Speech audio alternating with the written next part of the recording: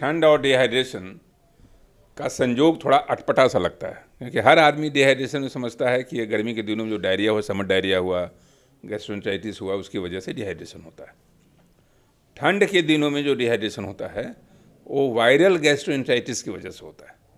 तो viral gastroenteritis में दो तरह से गैस्ट्रोएंटेराइटिस वायरस इंड्यूस कर सकता है, वायरस उसको एग्रेवेट कर सकता है, वायरस का आक्रमण हो सकता है पेट के म्यूकोसा पे, गैस्ट्रिक म्यूकोसा पे। एक तो नॉर्मल जो फ्लू वायरस है, नॉर्मल रेस्पिरेटरी सेंसिटिव वायरस है, वो सर्दी खांसी के साथ आपके पेट को भी झकझोर सकता है, तो उसमें भी आपका लूज मोशन होगा, उल्टियाँ होंगी और डिहाइड्रेशन की तरफ आप उन्मुख हो सकते हैं। दूसरा नोरो वायरस, एक डेफिनेट वायरस है नोरो वायरस, जो सिर्फ पेट के म्यूकोसा पर ही, इंटेस्टाइनल म्यूकोसा पर ही उसका असर होता है। तो हर वायरस का अलग अलग डिवीजन ऑफ लेबर है, तो वो जाके नोरो वायरस उसको अटैक करता है, जिसकी वजह से लगातार उल्टियाँ होती रहती हैं और लूज मोशन होता है और धीरे धीरे धीरे धीरे शरीर डिहाइड्रेशन के कगार पर पहुंच जाता है। अगर फ्लूइड रिप्लेसमेंट नहीं हुआ, मरीज़ की हालत गंभीर हो सकती है, उसे भर्ती करने की जरूरत पड़ सकती है। तो इन सारे वजहों की वजह से, और तीसरी चीज़ जो एक इनडायरेक्ट एविडेंस कर सकते हैं कि ठंड के दिनों में अगर आपने ज़्यादा मसालेदार भोजन कर लिया, गरिष्ठ भोजन कर लिया, जिसकी संभावना कुछ ज़्यादा रहती है, लोग खाने के प्रति, प्लेट के प्रति थोड़ा ज़्यादा उत्सुक उन्मुख नज़र आते हैं, तो वो खतरनाक हो सकता है। कभी कभी फूड पॉइजनिंग की वजह से भी ये चीज़ें होती हैं। जी, तो डॉक्टर साहब ऐसे में आप हमारे दर्शकों को क्या सलाह देंगे कि खाने पीने की वजह से आप कह रहे हैं कि डिहाइड्रेशन की समस्या ठंड में बढ़ सकती है, तो खाने पीने में किस तरीके से विशेष ध्यान दिया जाए? बिल्कुल सही। खाने पीने में ठंड के मौसम में सौम्या जी, सबसे बड़ी बात कि एक तो फ्रेश खाना खाएं, कभी भी बासी खाना ना खाएं, खाना गरम खाएं, ठंडा खाना कभी ना खाएं, गरम खाना खाएं, फ्रेश खाएं, और ठंड के मौसम में स्पेशल हिदायत रखें कि पानी खूब पिएं।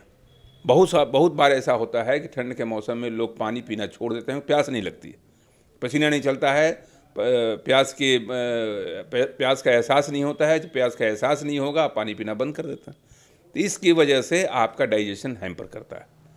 तो वो आपसे मेरी ये गुजारिश है, मेरी इल्तिजा है आपसे कि ठंड के दिनों में भी आप पानी के इंटेक को बदस्तूर जारी रखें, प्लस खाने में आप हाइजीन का ध्यान रखें। अगर ठंड के दिनों में बहुत बार आदमी शादी ओकेज़न में जाता है, कई बार सोशल ओकेजन्स में जाता है, वहाँ पर आप ध्यान रखें कि हाइजीनिक फूड हो, गर्म खाना हो, और बहुत ज़्यादा स्टेल फूड की तरफ ध्यान न दें, बहुत ज़्यादा परिमाण में न खाएं। अगर स्वादिष्ट भोजन भी रहे तो बहुत ज़्यादा ठंड के मौसम में ज़्यादा खाने की प्रवृत्ति बढ़ती है, उस पर अपने आप को अंकुश लगाएं, नियंत्रित रखें। जी डॉक्टर साहब, अगर जैसा कि आप बता रहे हैं कि ये सारी चीज़ें हो सकती है ठंड में, ऐसे खाने में हम लोग सुधार कर सकते हैं, लेकिन ये पहचानेंगे कैसे कि डिहाइड्रेशन हो रही है ठंड के मौसम में? क्योंकि जैसे आपने खुद ही वीडियो की शुरुआत में बताया कि ठंड और डिहाइड्रेशन का अटपटा सा कॉम्बिनेशन है, तो लोग सोचते ही नहीं हैं, तो पहचाने कैसे?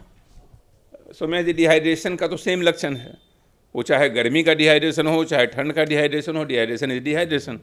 तो डिहाइड्रेशन में आपका मुंह सूखने लगेगा, चमड़ी सूखने लगेगी, आप अंदर से इरिटेबल नज़र आइएगा, ब्लड प्रेशर आपका फॉल करेगा, पल्स आपका तेज हो जाएगा। तो ये सारी चीज़ें जब होने लगे, आप अंदर से बहुत चक्कर वगैरह आने लगे आपको, तो जो डिहाइड्रेशन के फीचर्स होते हैं पानी की कमी के, वो फीचर्स आपको ठंड के मौसम में भी जो डिहाइड्रेशन होगा उसमें होगा।